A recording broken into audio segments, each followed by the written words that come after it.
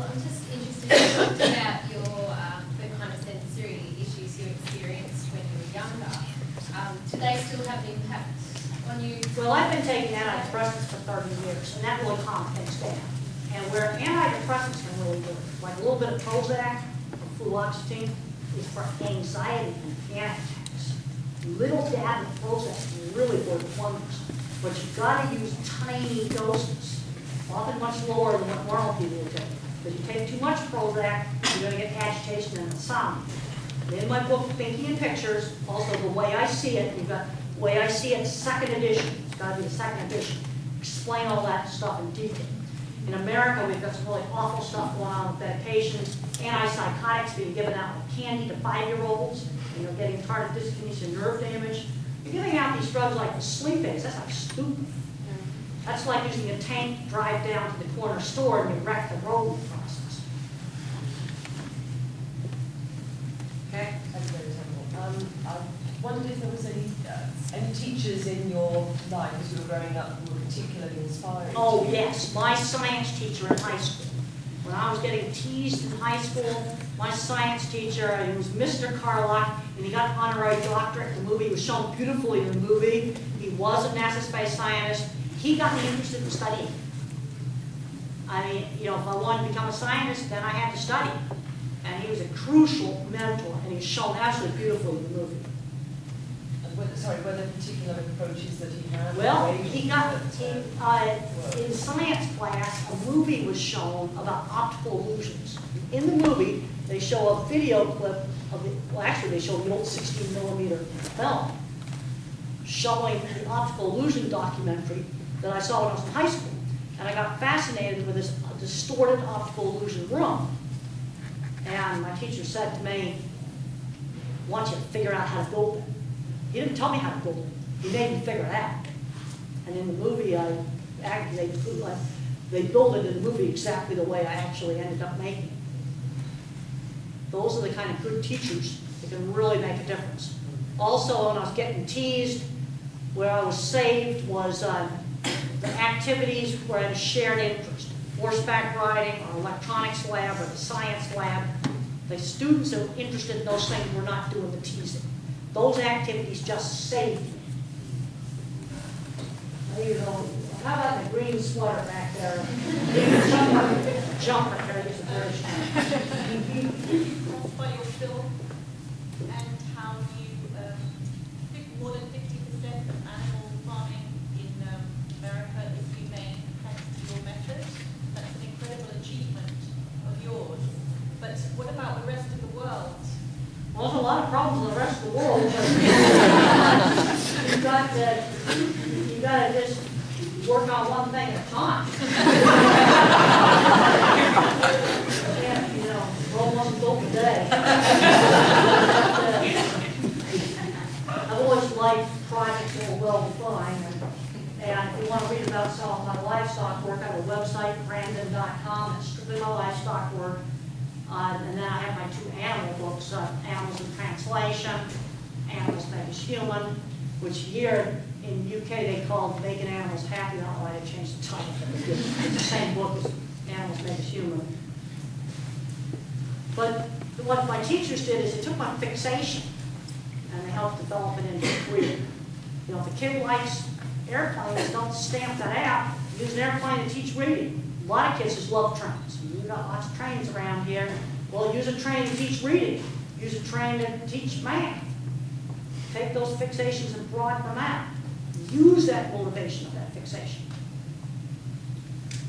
Okay? In the documentary about you, I think you suggested that you were slightly dubious about behaviorism.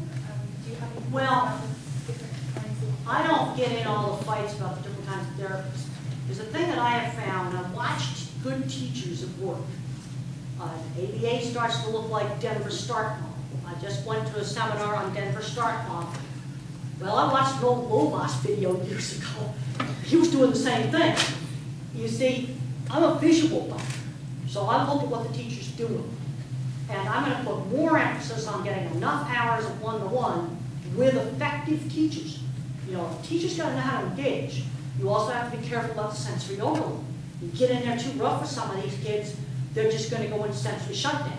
And a lot, ABA has changed a lot. Some of the old-fashioned rigid ABA, I don't really care for that kind of ABA. We just sit at a table and that's all you do all day. Most people don't do that anymore. And what that, you know, ABA is very different in different places. And I just don't even want to get in those hassles. The important thing is good teachers, you know, that get the kid engaged, you're getting speech, you're getting engagement.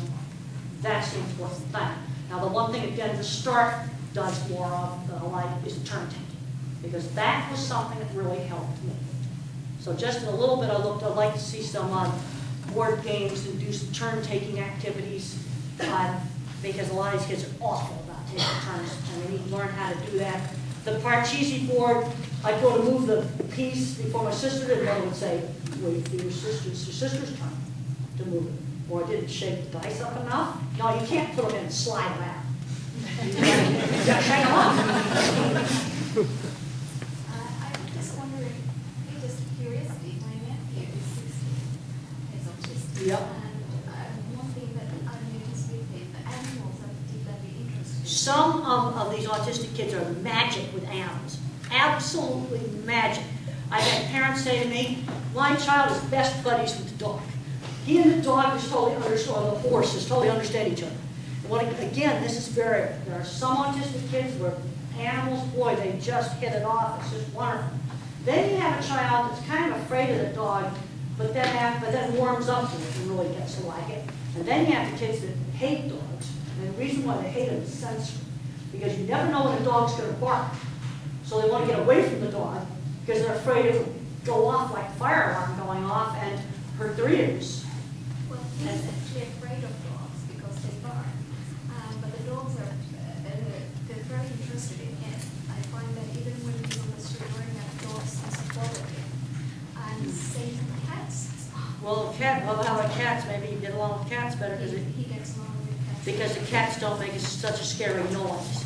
See, that's purely sensory. And the problem with the dog is I can't control totally its bark. Even the most well-trained dogs sometimes bark. And what you might do with dog barking is get a sound effects recording. But if you do that, you can't use an MP3 file, you know, like an iPod player, because they're not full spectrum. Those are not full spectrum audio. You've got to use full spectrum audio. So if you have some old vinyl records or VHS, you know, old PAL tapes or special electronic full spectrum files, then he can turn that dog barking on and then gradually turn it on more when he's controlling how much dog barking he's going to hear. And, or maybe even go to the animal shelter and, okay, walk a little bit into the animal shelter and if it's too loud, he can leave. But he's controlling the amount of dog barking.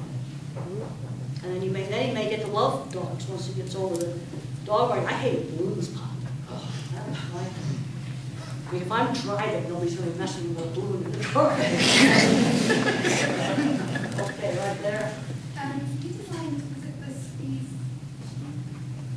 Yeah, when I got into puberty, I started having horrible anxiety and panic attacks. So I watched cattle going in a squeeze chute. That's the thing that holds wild cattle still. And walk in a stall with metal sides pressed in on them. And I watched them put the cattle in this. And I noticed that some of the cattle just kind of relaxed and calmed down. So I went and tried the squeeze chute, and it calmed me down. So then I went and built a device similar to a squeeze chute to calm me down. Now, deep pressure is calming. You know, there's some kids you get them under some cushions, or maybe slow swinging in a net swing. Then you work on your ABA and your speech therapy. Because you know how when you take a mobile phone outside, it works better? Well, sometimes when you do some of these sensory activities, like maybe getting under the cushions or under the gym mats, that helps sort of stabilize the circuits of the brain in some ways not known. And the signal gets through better. Do you still use that today? No, I broke a few years ago. I get around fixing it. Hugging more real people.